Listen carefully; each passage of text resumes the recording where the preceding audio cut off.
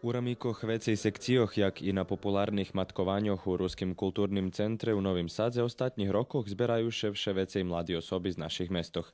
Na druženjoch, ktorý oni organizujú, nastávajú veľi noví ideji a od nedávna prostoriji Ruského kulturného centru bohatší za jeden nový mural. Slovo o risunku, čio autorky Lara Petkovič zo Nového Sadu, Pavlina Šepinsky i Timea Budinsky zo Ruského Kerestura. To prišlo celkom spontano, tak sme beštevali pre rozvarku, že co by sme mohli u matky porobiť lepšie. I Vecka, Lara i ja pre rozvarku nadumali da se namaľovac. I tak nam prišla ta ruska para na rozum i tak nam prišla. Na risunku prikazana mlada ruska tanjačna para u narodnim oblječive. Risunok u výrobku i hoč veľo už porobene, na njim jest išće dost roboti, hvarja umetnici.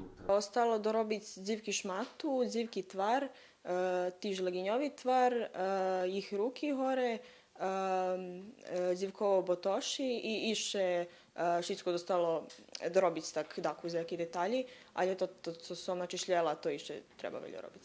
Timeji, Lari i Pavlini risovanje hobi od maljučka imaju už veľo roboti za sobu. Každa preferuje inšaki tehniki risovanja i inšaku tematiku.